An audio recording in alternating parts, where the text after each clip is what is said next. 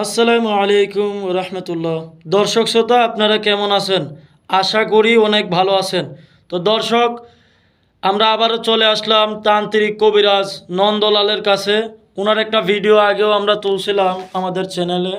তো আপনাদের কমেন্ট বক্সের রিকোয়েস্টের ক্ষেত্রে আমরা আবারও চলে আসলাম নন্দলাল দাদার কাছে ওনার একটা সরাসরি সাক্ষাৎকার নিতে। তো আমরা কথা না বাড়িয়ে সরাসরি চলে যাই দাদার কাছে।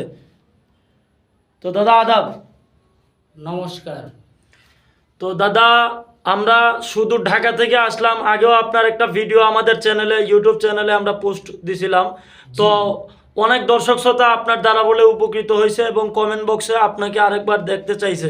এই জন্য আমরা শুধু ঢাকা থেকে আসলাম।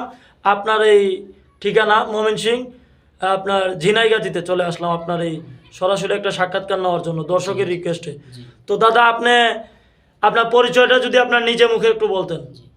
আমার নামটা হচ্ছে তান্ত্রিক নন্দলাল, বুঝছেন? তো আপনার মোবাইল নাম্বারটা যদি একটু বলে দিতেন দর্শকের উদ্দেশ্যে, যে আপনার সাথে কিভাবে যোগাযোগ করবে দর্শক শ্রোতা।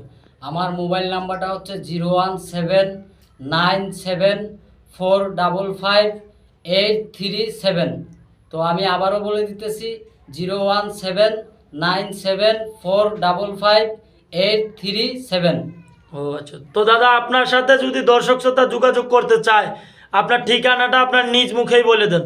আমার ঠিকানাটা হচ্ছে ময়মনসিংহ বিভাগ, শেরপুর জেলা, ঝিনাইগাতি উপজেলা। গ্রামের নামটা হচ্ছে ধেপলাই। এটাকে আপনার তিনটা রকম ধেপলাই আছে, আমারটা হচ্ছে মধ্য ধেপলাই, বুঝছেন? ও আচ্ছা আচ্ছা দাদা।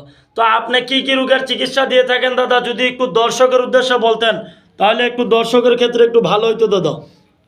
আমি যেসব রোগের চিকিৎসাগুলো আপনার দিয়ে থাকি, যেমন প্রেম ভালোবাসায় ব্যর্থতা, স্বামী স্ত্রীর অমিল, জায়গা জমি নিয়ে ঝামেলা এবং মামলা মুকদ্দমা সহ, এবং খেলাধুলার যে কোনো লটারি তকবির সহ, এবং মনে করেন আপনার মনের মানুষ চলে গেলে ফিরিয়ে আনা, এবং অবাধ্য ছেলে মেয়েকে অবাধ্যকে বাধ্য করা, এবং মনে করেন নিঃসন্তান বান টুনা কুফরি ইত্যাদি যে কোনো রোগের চিকিৎসা আমি এক থেকে মনে করেন 24 ঘন্টার ভিতরে ভগবানের আশীর্বাদে আপনার সমাধান দিয়ে থাকি।